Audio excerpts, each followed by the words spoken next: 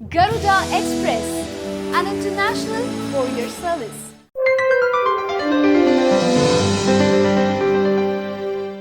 నేడు లలితాదేవి పారాయణం దేవీ దర్శనం విశేషం. ఇవాళ ఆకాశంలో అద్భుత యోగం ఆవిష్కృతం కానుంది. వైశాఖ పూర్ణిమ రోజున బుద్ధ ఆదిత్య యోగం అంటే బుధుడు సూర్యుడు కలిసి ఒకే స్థానంలోకి వస్తారు. ఇలాంటి అరుదైన యోగం 300 ఏళ్ల క్రిందట మాత్రమే సంభవించింది. అంతేకాదు బృహస్పతి అంగారక గ్రహాలు తమ స్థానాలను పరస్పరం మార్చుకుంటాయి. దీంతో బృహస్పతి వరుణ గ్రహాలు ఒకదానికొకటి ఎదురెదురుగా వస్తాయి. ఇలాంటి గ్రహస్థితి 1720 ఏప్రిల్ 22న జరిగింది. దీనివల్ల శని అంగారక గ్రహాలు వ్యాపారానికి అనుకూలంగా ఉంటాయి. ఈ రోజున చేసిన దానాలతో మంచి ఫలితం లభిస్తుంది. అలాగే ఏవైనా వస్తువులను కొనుగోలు చేసినా కొత్త వ్యాపారాలు ప్రారంభించినా అనుకూలంగా ఉంటుందని పండితులు పేర్కొంటున్నారు. ఈ వైశాఖ పౌర్ణమి రోజున ఏర్పడే బుద్ధ ఆదిత్య యోగం వల్ల అద్భుతమైన విజయం, కీర్తి ప్రతిష్టలు, వివేకం, తెలివితేటలు, సంపదలు సిద్ధిస్తాయి. తెల్లవారుజామునే నిద్రలేచి తలంటు స్నానం చేసి ఇష్టదైవాన్ని పూజించాలి. పూర్వీకులను ఆరాధించడానికి కూడా ఇది మంచి రోజు.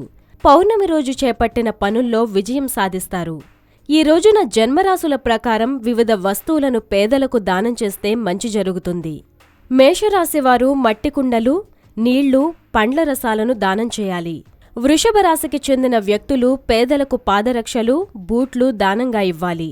మిథున రాశి వాళ్లు పేదలకు పండ్లు దానం చేయాలి. కర్కాటక రాశిలో జన్మించిన వాళ్లు గొడుగులు దానం చేస్తే అదృష్టం కలిసొస్తుంది. సింహరాశి వాళ్లు సత్తుపిండి లేదా అన్నదానం చేయాలి.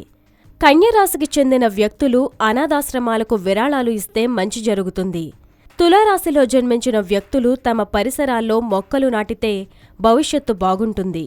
వృశ్చిక రాశి వ్యక్తులు ఆలయాల్లోని బ్రాహ్మణులకు మట్టి కుండలు, పుచ్చకాయలను దానం చేయాలి.